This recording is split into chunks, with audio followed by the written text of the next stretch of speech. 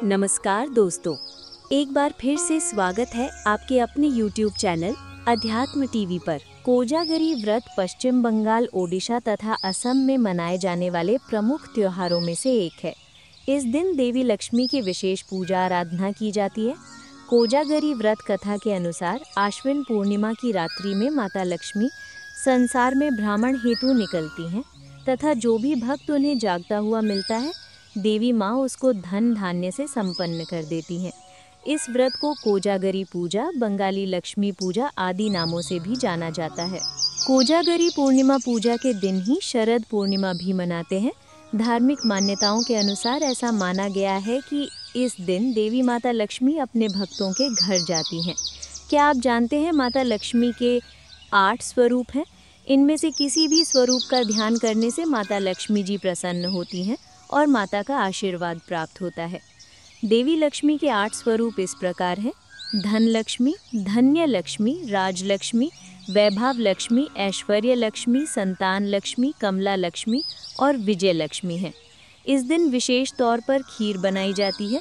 इसका इस दिन काफ़ी महत्व माना जाता है। इसका कारण ये है कि खीर सिर्फ दूध से बनाई जाती है और दूध को चंद्रमा का प्रतीक माना गया है। इसके अलावा इस व्रत का पालन करने वाले मृत्यु के बाद सिद्धत्व को प्राप्त होते हैं, ऐसा भी कथित है। इस दिन रात्रि जागरण का भी इस दिन विशेष महत्व होता है। कहा जाता है कि देवी इस रात्रि को भक्तों के घर घर जाती है। जो जाग रहा होता है उस पर देवी लक्ष्मी की कृपा बरसती है। कोजागरी पूर्णिमा की रात को रात भर खीर बनाकर रखने की परंपरा है। इसका वैज्ञानिक महत्व भी बताया गया है। ये बताने की ज़रूरत नहीं है कि आश्विन मास की पूर्णिमा, अन्यथा आश्विन पूर्णिमा वर्षा ऋतु का आखिरी दिन माना जा सकता है। विज्ञान के अनुसार इस दिन चांद धरती के सबसे करीब होता है, जिससे चांद की किरणें जब खीर पर पड़ती हैं, जिसे खाने से लोगों का मन शांत रहता है और शरीर की रोगों से लड़ने की क्षमता को बढ़ाती है। सांस की बीमारी वाले लोगों को इससे अच्छा फायदा होता है। इसके अलावा आँखों की रोशनी भी बेहतर होती है और जीवन में सुख शांति का प्रवेश होता है। कोजागरी व्रत को लेकर भी विभिन्न क्षेत्रों में कई कथाएं प्रचलित हैं। इनमें से जो सबसे प्रचलित कथा है, हम आपको उसके बारे में बताते हैं। प्राचीन काल में एक साहूकार था जिसकी 2 बेटियां थीं। उनकी माता लक्ष्मी पर बड़ी आस्था थी और दोनों ही पूर्णिमा का उपवास रखती थीं। साहूकार की बड़ी बेटी इस व्रत को पूरा करती थी और पूरे विधि विधान से संपन्न करती थी, लेकिन उसकी छोटी बेटी अज्ञानतावश व्रत को अधूरा छोड़ देती थी।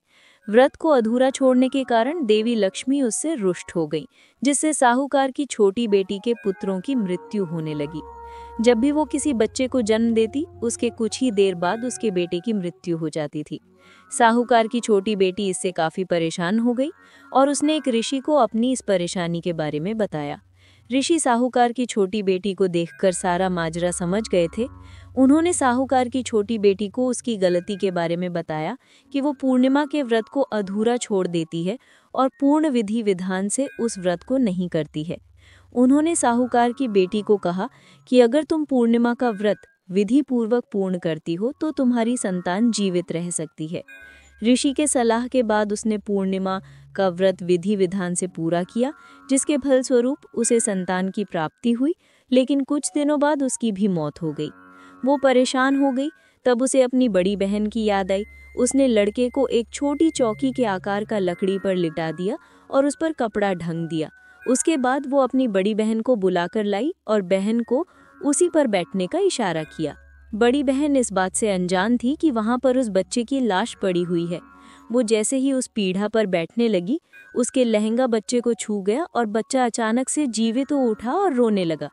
ये माजरा देख बड़ी बहन ने फटकार लगाते हुए कहा कि तू मुझे कलंक लगाना चाहती थी, मेरे बैठने से ये मर जाता।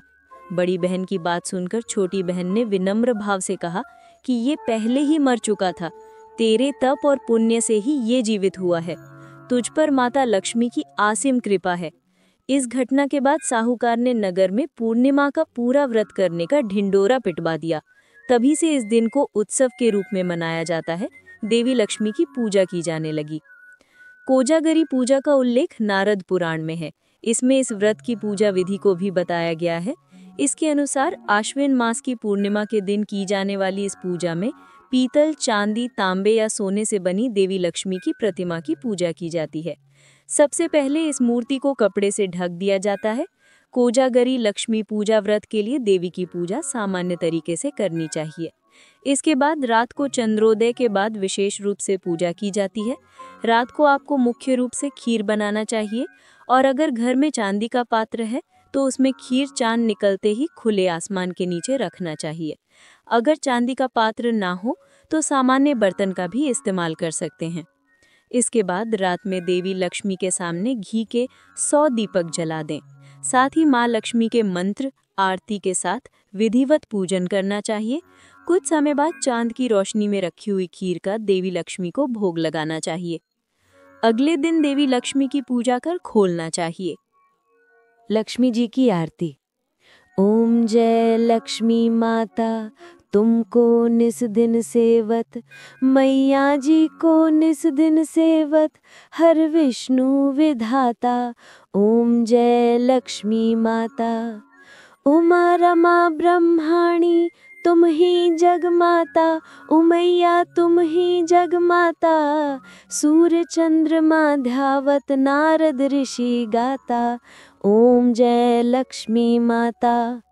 दुर्गा रूप निरंजनी, सुख संपत्ति दाता, उमैया सुख संपत्ति दाता। जो कोई तुमको ध्यावत, रिद्धि सिद्धि धन पाता।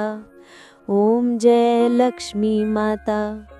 तुम पाताल निवासिनी, तुम ही शुभदाता, उमैया तुम ही शुभदाता। कर्म प्रभाव प्रकाशिनी, भवनिधि की दाता। ओम जय लक्ष्मी माता। जिस घर तुम रहती तह सब सद्गुण आता, उमैया सब सद्गुण आता। सब संभव हो जाता, मन नहीं घबराता।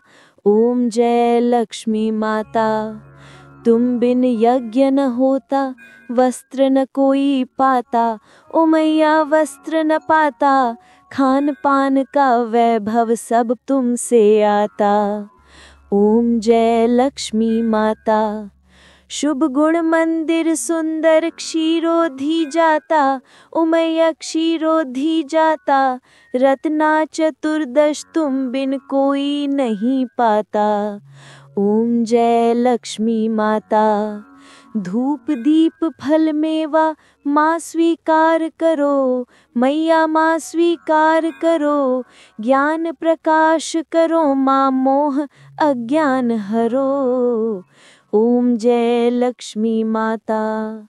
महालक्ष्मी जी की आरती जो कोई जन गाता, उमैया जो कोई गाता। उर आनंद समाता, पाप उतर जाता। ओम जय लक्ष्मी माता। अगर आज का वीडियो अच्छा लगा हो तो कृपया वीडियो को लाइक, शेयर और सब्सक्राइब करें। मिलते हैं आपसे अगले वीडियो में, तब तक के लिए धन्यवाद।